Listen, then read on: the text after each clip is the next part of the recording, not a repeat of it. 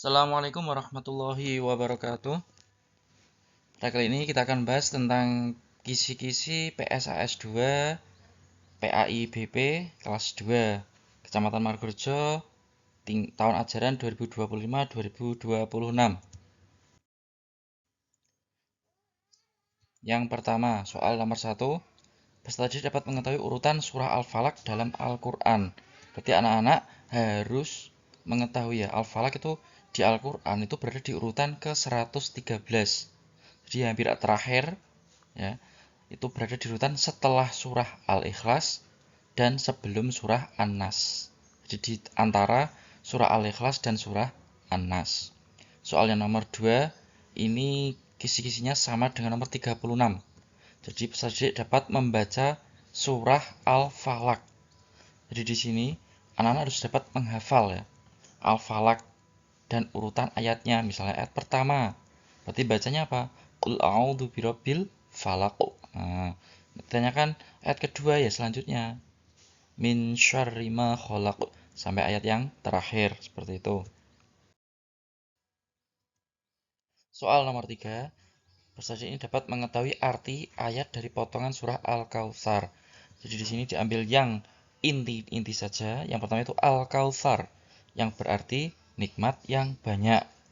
Kemudian fasoli, maka dirikanlah sholat, wanhar, dan berkurbanlah, al-abtar, yang terputus.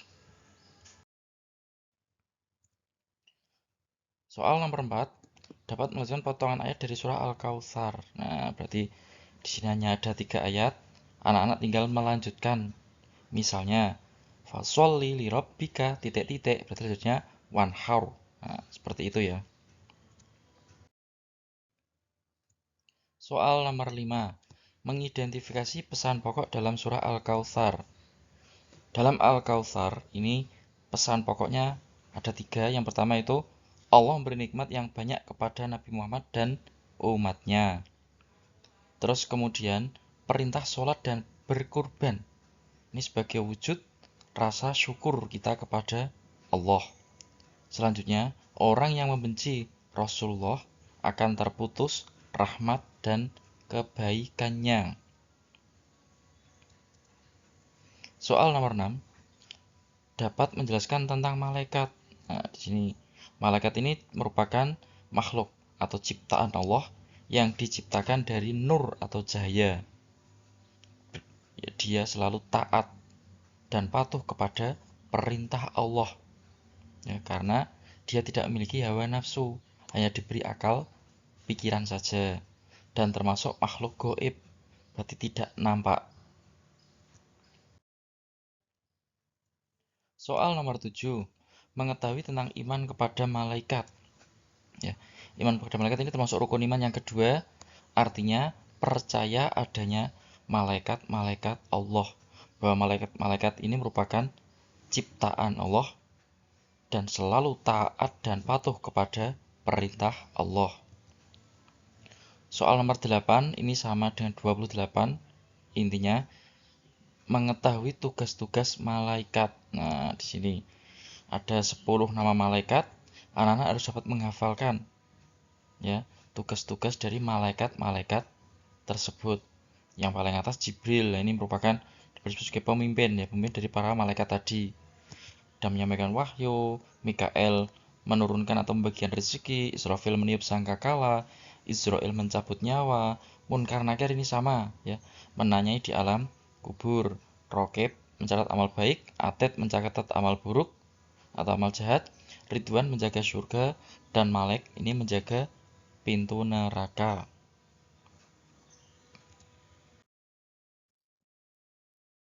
Soal nomor 9, mengetahui nama lain dari malaikat Allah. Jadi nama malaikat Allah itu memiliki julukan-julukan atau nama lain. Yang pertama ini Jibril yang mendapat julukan Ruhul Amin dan Ruhul Kudus. Malaikat Israel mendapat julukan malaikat maut. Malaikat Malek mendapat julukan malaikat Zabaniyah. Sedangkan malaikat Rokib dan Atet ini mendapat julukan Kiroman Katibin karena yang selalu menulis ya, menulis segala sesuatu yang dilakukan oleh manusia, baik maupun buruk. Soal nomor 10, 29 dan 37 ini kisi-kisinya sama, intinya sama ya. Dapat menunjukkan perilaku anak yang beriman kepada malaikat. Ya.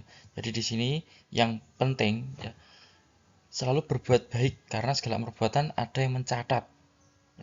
Jadi bagaimana berbuat baik ketika berbicara harus jujur ya, ketika berjanji harus ditepati, tidak mengurangi atau menghindari perilaku maksiat. Nah, itu contoh-contoh beriman kepada malaikat. Soal nomor 11 menjelaskan sikap gaya hidup bersih di lingkungan sekolah. Ya, dapat melakukan dengan piket kelas, dengan menyapu kelas, membersihkan papan tulis, membersihkan jendela, terus kebersihan di lingkungan sekolah, ya, membuang sampah pada tempatnya. Terus misalnya ada rumput-rumput yang liar dapat dicabut. Nomor 12, menunjukkan perilaku hidup rapi di rumah. Nah, berarti hanya di rumah ini. Menata tempat tidur, menata rak buku, ya, menata rak tempat pakaian, dan yang lain-lain. Nomor 13, menunjukkan perilaku hidup bersih untuk diri sendiri. Nah, supaya diri kita bersih itu caranya gimana? Ya, dengan mandi 2 kali sehari, mencuci tangan, menggosok gigi, memotong kuku, keramas ya, samponan, itu juga termasuk perilaku hidup bersih untuk diri sendiri. Nomor 14, menunjukkan perilaku hidup teratur dalam ibadah. Jadi khusus ibadah. Di sini sholat tepat waktu, ya, sholat 5 waktu itu ya, tepat waktu. Terus mengaji rutin, anak-anak harus mengaji, baik boleh siang, sore, atau malam. Terus berdoa sebelum dan setelah melakukan aktivitas atau perbuatan. Sebelum makan kita berdoa, selesai juga harus berdoa. Nomor 15, mengetahui adab yang baik dalam berdoa. Ya, mengangkat kedua tangan, terus dengan suara yang lembut, khusyuk, ya, menghadap kiblat kalau bisa seperti ini. Dan nomor 16, menghafal doa setelah sholat. Nah, doa paling tidak itu doa untuk kedua orang tua ya. Rabbighfirli wali walidayya warhamhuma kama rabbayani shogiro. Terus kemudian kebaikan dunia akhirat, Rabbana atina fid dunya hasanah wa fil akhirati hasanah wa qina adzabannar.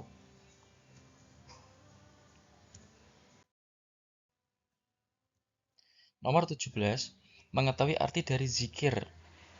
Ya, zikir ini mengingat Allah ya, dengan kalimat-kalimat thayyibah, kalimat yang baik. Ya seperti subhanallah, alhamdulillah, Allahu akbar, astagfirullahaladzim, la ilaha illallah, itu kalimat thayyibah. Nomor 18, mengetahui tujuan dari zikir ya. Kalau kita sering berzikir ketika kita sedang misalnya melakukan perjalanan, sedang bersepeda, zikir dalam hati, subhanallah subhanallah, atau Allah Allah Allah, itu juga apa? Itu tujuannya apa? Dapat menenangkan hati kita ya. Ala bidzikrillahi tatma'innul qulub. Nah, seperti itu, menenangkan hati. Nomor 19, menunjukkan perwujudan dari zikir. Zikir itu dapat diwujudkan ya dengan hati. Jadi kita yakin dalam hati bahwa kita selalu mengingat Allah dalam hati kita. Dan ucapan dengan baca kalimat thayyibah tadi, dengan perbuatan, kita dengan melakukan sesuatu, sholat, puasa, bekerja, belajar, misalnya mengeluarkan zakat, melakukan perbuatan yang baik, yaitu kita niati karena Allah. Nomor 20, mengetahui penggunaan lafal zikir. Nah, sini misal kita minta ampun kepada Allah karena dosa-dosa kita. Kita membaca istighfar, astagfirullahaladzim. Ketika kita bersyukur, ya, mengucapkan tahmid, ya, alhamdulillah, mendapat nilai baik, alhamdulillah, itu bersyukur. Melihat kebesaran Allah, ya, misalnya kita melihat adanya gerhana matahari, ada pelak, misalnya apa ya, ada guntur petir yang sangat keras, ya, kita bisa baca takbir Allahu Akbar. 21, mengetahui nama umat Nabi Ibrahim. Nah, Nabi Ibrahim ini berdakwah kepada kaum Babilonia. Nomor 22, mengetahui mukjizat Nabi Ibrahim. Ya, mukjizatnya itu Nabi Ibrahim itu pernah dibakar ya, hidup-hidup, tapi mujizatnya apa? Dia tidak hangus dibakar oleh api dan tidak mati ya, masih utuh, tidak apa-apa. Nomor 23, mengetahui raja yang berkuasa zaman Nabi Ibrahim. Nah, ini Raja Namrud. Nomor 24, mengetahui tentang ibadah kurban.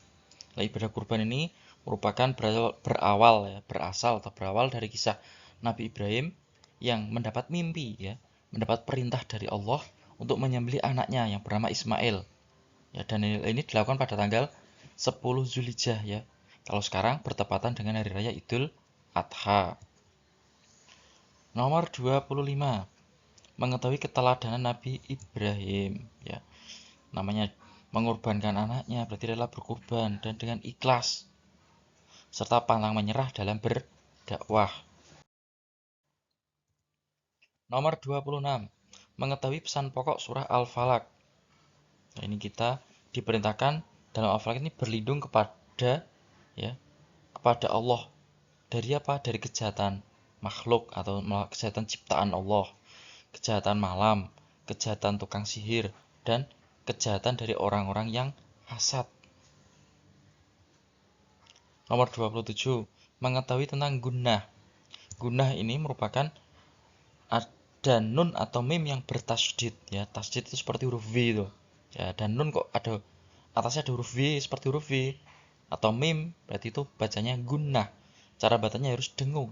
Misalnya inna, ya, amma. Seperti itu gunnah namanya. Gunnah musyaddadah. Nomor 30, mengetahui manfaat hidup bersih. Hidup bersih, kalau kita hidup di lingkungan yang bersih maka apa? Kesehatan pasti. Terus kita merasa nyaman. Kita menempati juga nyaman, aman. Ya, aman dari penyakit. Nomor 31, mengetahui perilaku hidup rapi di lingkungan sekolah. Ya, menjaga bagaimana cara kita menjaga kerapian di sekolah. Ya, menata alat tulis setelah digunakan. Ya, menata buku pelajaran. Biasanya kan buku paket ada di pojok kelas, nah itu kita tata kembali setelah menggunakan. Menata ruang kelas biar rapi mejanya, kursinya, termasuk hidup rapi. Nomor 32, mengetahui arti dari doa. Doa ini artinya memohon, meminta kepada Allah ya dengan tulus dan ikhlas. Nomor 33, mengetahui waktu yang mustajab untuk berdoa. Mustajab ini waktu yang diijabahi atau mungkin kemungkinan besar dikabulkan oleh Allah. Yang pertama, setelah sholat 5 waktu. Ya, ini merupakan waktu yang mustajab, yang baik untuk berdoa. Terus kemudian hari Jumat, hari raya Idul Fitri, Idul Adha ya. Malamnya juga itu waktu yang mustajab untuk berdoa. Terus ada lagi di antara dua khutbah Jumat itu merupakan waktu yang baik untuk berdoa juga. Kemudian nomor 34, mengetahui tentang orang tua Nabi Ibrahim. Ya, ayahnya bernama Azar yang merupakan sebagai seorang pembuat patung berhala. Ibunya bernama Amilah. Nomor 35, mengetahui julukan Nabi Ibrahim. Ya, Nabi Ibrahim ini mendapat julukan dua ya, Khalilullah yang berarti kekasih Allah dan Abul Anbiya, bapak para nabi. Karena keturunan dari Nabi Ibrahim ini dua-duanya itu menjadi seorang nabi ya, Nabi Ismail dan Nabi Ishak. Nomor 36 sama tadi sudah ada, 37 sudah ada tadi di atas, maka 38 langsung ya, menunjukkan perilaku hidup rapi dan teratur. Ya, kalau di rumah seperti ini merapikan tempat tidur, menyetrika pakaian, bangun pagi, sekolah, rajin berangkat sekolah, memakai seragam dengan rapi. Ya, ini merupakan contoh perilaku hidup rapi dan teratur baik di rumah maupun di sekolah. Nomor 39, menghafal doa sehari-hari. Nah, ini tadi ada doa orang tua bisa dilakukan setelah sholat. Bagian dunia akhirat juga sama. Sebelum belajar, nah, Rabbi zidni ilma warzuqni fahma.